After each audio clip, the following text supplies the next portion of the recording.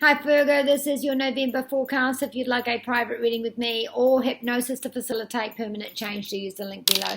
This month you are dealing with the third house all of this month, and this is communication, promoting yourself, learning the small skills, communication skills, duties, appointments, abilities, mind work, thinking, creativity, and communication, even your smaller community as well.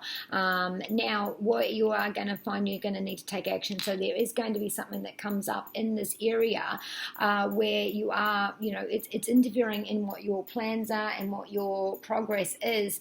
But this mindset that's going to come about because of what's coming up and down, you're going to find that it's going to help with your mentality. You are an analytical, not an emotional, and some of you are narcissistic. It's your tendency, being a Virgo, whatever scale that is, being proud, that ego, unable to admit that you're wrong, unable to apologize, depending on your rising and your moon as well. That will affect you. So some of you may not be introverts. You might actually be really rowdy, depending on what that other sign is. And for others, it can be that you emotionally detach yourselves from anybody. Once you feel like you're getting too close, you might get in your own way, or not sharing your feelings for others. Close to the 18th and 19th, give or take a few days, there is going to be an eclipse, and this is going to be in a place of self-worth and money, anything to do with values. That is where it's going to be.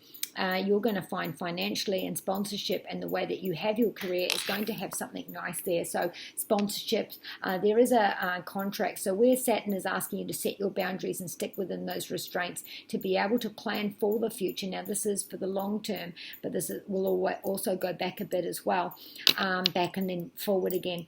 This is where you are. So this is the big area for you. It's the third house. It's the mindset, the perspective, and all those different things, and all the different learnings, and all those different things that you see, and the way that you speak, and all those different things are going to help you in your future.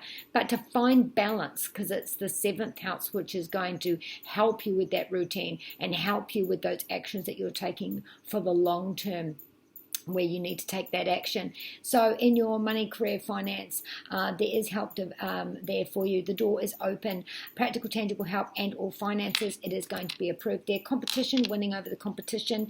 Promotion, really being seen and out there. People talking about you.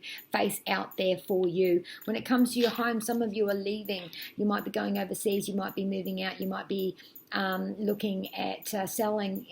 You're looking outside of, even because this is the home card, so we're looking outside of our mentality and our childhood and what brought us up. Because remember that this is a insecure, this is a moral, a value, a valuable moon eclipse that we're having. So if we're talking about childhood things, for our phobias, our fears, our patterns, and how we think and how we communicate and how we are emotionally with others, then this is about how can I'm looking out to see what is more available out there for me to be able to make those small changes, to make my communication, my thoughts better, or to get my point across better. When it comes to, so you might be leaving a place, you might be going overseas, you might be saying goodbye to a family member as well. Graduating as well, because this person has reached their honours and they're now looking at where they can take that with them. When it comes to your health, we have set a new path. Now, whether this comes through crisis, whether this comes through that mental change, psychology, and bringing in that balance, because remember, you need to bring in the other side of yourself, which is going with the flow for the Pisces. But the Saturn help for you is going to be about commitment to yourself and commitment to others, whether that be work or love. This is about a contract, moral contract with yourself and others, karmic contract with yourself and others, even legalities as well. But it is about finding that balance. So with that, this is a major arcana card.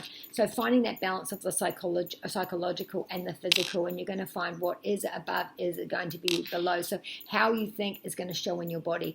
The thoughts that you have about yourself is going to show up in how you stand and how you act in life. But also that game plan that you have, put it into action, see those results. When it comes to your love, again, we're talking about this moon. What is it is that you are afraid of showing about yourself emotionally, being that you can can be an introvert, being that you can be more analytical and not emotional, so not speaking those words, feeling instant rejection, maybe taking things a bit more personally. Where is it that you are unable to share that with someone that you love? Remember, we're talking about contracts, love contracts, karma contracts with somebody else. So in the love sphere, some of you may be choosing between two. Some of you are choosing between cutting off, and then some of you are choosing between, with the psychological change, is it okay and safe for me to be and not worrying about feeling insecure, about sharing those emotions with somebody else? Your adoring virtue messages from the angels is, so also with the Two of Swords, this is about not understanding where it's coming from and not seeing it coming. Again, that is the eclipse as well. But I'm just wondering if this is, because it's covering her head, not just her eyes. You are an analytical, not an emotional, so maybe you need to turn some of that off and just let yourself feel. Like I said, Pisces is the opposite of Aquarius, so just go with the flow. Let yourself be more emotional. Trust your intuition. Let yourself be more flowing instead of, up the stream where we are going.